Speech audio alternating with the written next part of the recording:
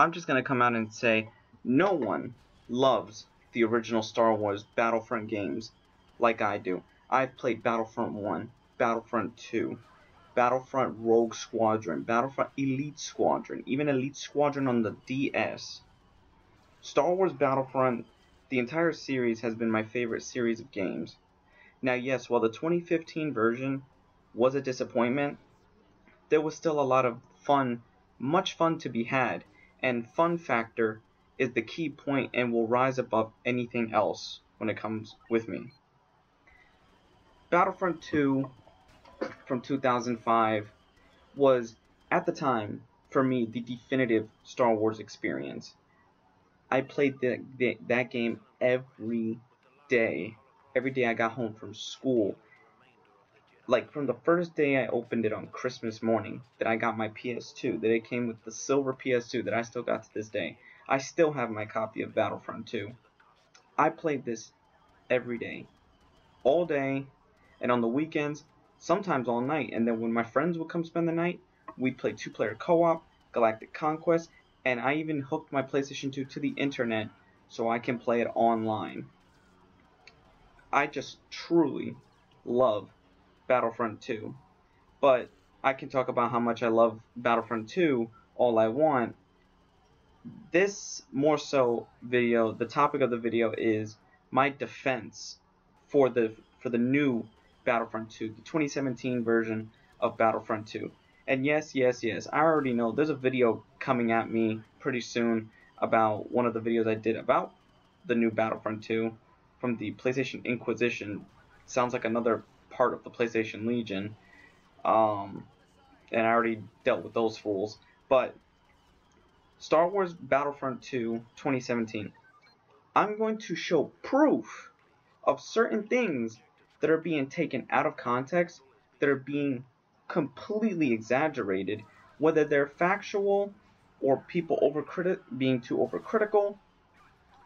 I'm going to give my reasons to explain why some of the arguments, yes, while the arguments are valid, they can still be broken apart piece by piece. Okay? And all I gotta say is one thing. People are bitching about the length of the campaign mode, which it took me 8 hours to beat. And the original Battlefront 2 2005 actually took me 4.5 hours to beat. So it already breaks the argument. That argument about the length of the game is already broken. And yes, anybody can beat a game straight through in 4 hours if they're playing it on easy. And back then I played Battlefront 2 on elite mode, which was, there was only two modes, normal and elite. So the argument on Battlefront 2 being too short, already broken, dead, buried right then and there. It's not going to come back and bite me in the ass. But I want to talk about Battlefront 2's progression system. Since I got this game, believe it or not, I have leveled up my character just by playing the game. I've leveled up my guns. I've leveled up my star cards. And these aren't star cards that I'm getting from the loot boxes that people are getting. Guess what? I played the game and unlocked achievements. I unlocked the crafting parts I needed to get the cards that I wanted and to maximize the cards I need for my characters. So all the items are tied to the loot box when you don't even have to use the loot box, yet you can still get the upgrades you want by earning them and using the crafting parts that you earn by playing the game and leveling up to increase your character and class. That's funny how the progression, the loot boxes are tied to the progression of the game. When I did all this, I only used the loot box in a live stream to demonstrate how it works. But ever since then, I haven't participated in the use of the loot box. I have used in-game achievements. I've completed challenges. I've completed the story mode. I've completed the arcade modes, which give you the milestones that you need to unlock what you want. At this point, the loot boxes are only for those who are desperate, who don't want to work hard. Okay? But if you really want to work hard and not use the loot boxes to progress your character, you can. I mean, I'm still unlocking different challenges and I'm still unlocking different upgrades just by playing the game, leveling up and completing the milestones, which they're not even that hard to do. Getting the things you need to upgrade your character is not hard to do, and you don't even need to use the loot box. Okay? Yes, I do want the loot boxes taken out, but until that happens and they're stuck there, guess what? You could still play the game. You can still unlock everything like you would in any first-person shooter. And don't give me that fucking argument that you can't, because no one bitches about it in any other first-person shooter besides this one. I've only seen it happen to this one. I've never seen loot boxes bitched about any of the other game. And that breaks the argument for loot box progression. Now, how I feel about the level capping with credits in the arcade mode, I'm fine with that. You know why? Because what if someone like you and I are playing the arcade mode and then we go to multiplayer, right? And then we go to multiplayer and we earn all our stuff in the multiplayer, but then we see someone with a low level using all this high level stuff. Could it be that instead of using the loot box that he's gonna farm the arcade mode? Wouldn't you get pissed off if somebody was farming the arcade mode where you're busting your ass to complete challenges? Okay, the only reason to play the arcade mode is to complete the challenges to get what you want. But the credit cap, I'm fine with the credits stopping after a few rounds. If you want the rest of the stuff, go back and play the arcade mode and play the challenges. Don't just play through it, not do the challenges, and just get the 100 credits after every single round. Okay?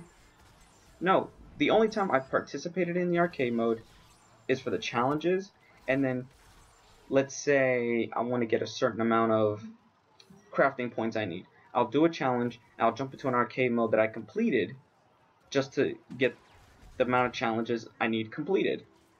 But I'm not going to bitch and complain about a level cap in the arcade mode. If you're really arguing about the level cap in the arcade mode with credits, then you really don't know how to play a game at all and just rely on killing bots to upgrade yourself instead of doing it by hard work in the game itself. It's fucking stupid, okay? The achievement comes from playing the challenges, okay? From doing all the big boy stuff, okay?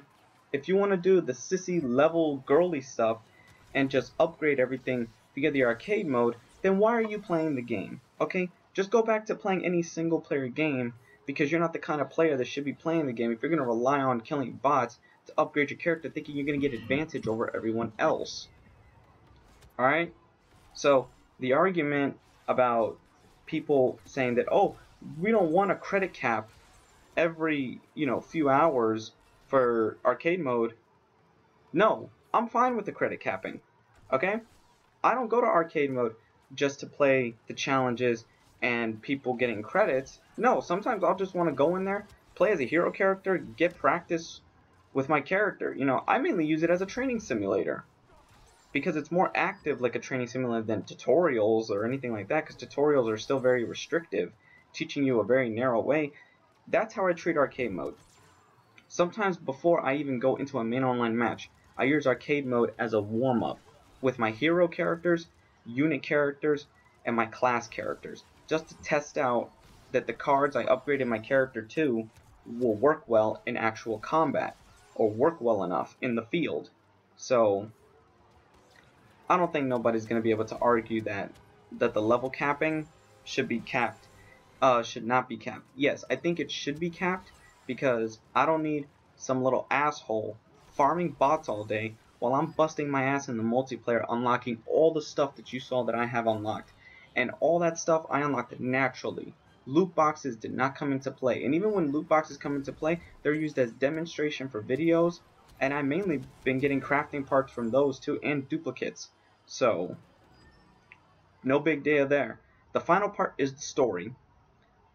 If you don't like this story, you don't like Star Wars, period. This story is a two-parter from the book Inferno Squadron. If you were a true Star Wars fan and you read Inferno Squadron, this is the conclusion to the Infernal Squadron Einen Versio story. Okay? And this story is more compelling than the original Star Wars Battlefront 2 storyline, which was just told through the eyes of a clone trooper. Okay? That's it. And this story mode, people say, oh, it's cliche, it's this and the third. Then you know what? To call this story mode cliche is to call all of Star Wars cliche. I love all of Star Wars. I grew up watching the originals first, then I saw the prequels, then I watched the cartoons, and I'm still watching everything up to this point. So, anybody that wants to argue those points, go ahead and if you must and if you try, but I've already shown proof in my defense on why I chose to play this game. Okay? So, anyway, until next time, guys, this is John with John Kill 3D Gaming, and leave your comments in the comment section below.